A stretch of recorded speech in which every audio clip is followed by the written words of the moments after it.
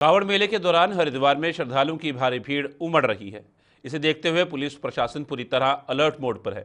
इसी क्रम में एसपी ट्रैफिक जितेंद्र मेहरा ने स्वयं मोर्चा संभालते हुए ट्रैफिक व्यवस्थाओं का निरीक्षण किया।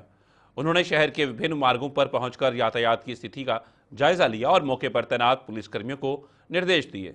तस्वीरों में साफ देखा जा सकता है कि एसपी खुद यातायात को नियंत्रित करते नजर आए। भारी वाहनों के दबाव और श्रद्धालुओं की भीड़ के बीच ट्रैफिक व्यवस्था बनाए रखने के लिए बैरिकेडिंग, डाइवर्जन और वैकल्पिक मार्गों की समीक्षा की गई। एसपी ट्रैफिक ने संबंधित अधिकारियों को सतर्क रहने और तत्काल निर्णय लेने के निर्देश दिए ताकि श्रद्धालुओं को किसी प्रकार की असुविधा न हो।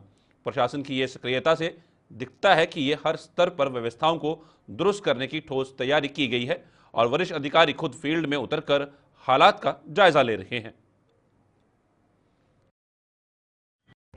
जैसा कि आपको पता है, अब डाक कावड़ भी शुरू हो गई है, इसलिए हमने बहुत गहन चिंतन करके मल्टीपल फेजेज में व्यवस्था की गई है। हमने प्लान बी भी बनाया हुआ है, प्लान सी भी बनाया हुआ है। अगर बारिश आती है, कंटिजेंसी प्लान उसके लिए बनाया हुआ है कि हमें पार्किंग कैसे रखना है। आप यहाँ देख रहे हैं, हम बैरागी पार्किंग में खड़े हैं। हमारे पास डाक कावड़ को लेकर जो मेजर पार्किंग से एक बैरागी पार्किंग है और नीलधारा पार्किंग है।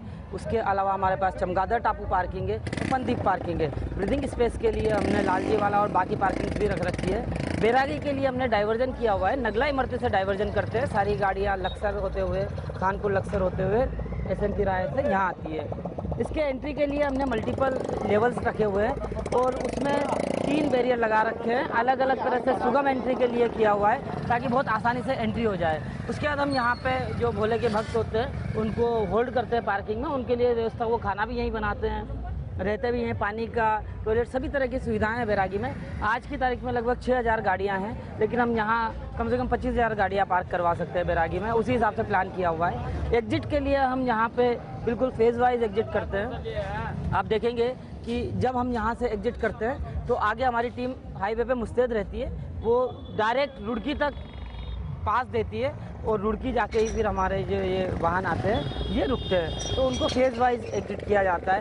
कुछ वैसे शरारती तत्व भी होते हैं जो आप देख रहे हैं ट्रेंचेज के आसपास, इन ट्रेंच को भर के और निकल जाते हैं, तो वो शहर में जाम लगाते हैं। तो उसके लिए हम सुबह और शाम अलग से गश्त पार्टी बना रखी है। रोज़ रात को मैं खुद गश्त पार्टी लेके निकलता हूँ। हम 10 से 2 क्लीन करते हैं रात को और शाम को भी हम 4 से 6 क्लीन करते हैं। सुबह मेरी टीम होती है, वो भी लगभग 5 बजे उठ के वो भी क्लीन करती है। तो पूरा हाईवे क्लियर रखते हैं, एक्सीडेंट ना हो इसलिए हम, क्योंकि आप देखोगे कि आने वाला तो हाईवे पूरा यहाँ पे क्लियर है, लेकिन जो जाने वाला हाईवे है उस पर भोले के भक्त सो जाते हैं। कोई तेज़ी से गाड़ी चढ़ेगी, एक्सीडेंट हो सकता है, दुर्घटना की संभावना होती है। इसलिए हम जो जाने की 2 लेन है उसको भी क्लियर करवाते हैं। आप देखोगे रोज़ रात को 2 बजे तक हम यही काम करते हैं, जाने की 2 लेन को क्लियर करवाते हैं। सिर्फ जो आखिरी लेन है उसी में ही हम बोलते हैं कि आप अपना पड़ाव डाल सकते हैं। उस हिसाब से, जैसे आपने एक्सीडेंट का पूछा, हम एक्सीडेंट को उसी हिसाब से कम करते हैं। साथ साथ ट्रैफिक भी उससे सुगम तरीके से चलता है।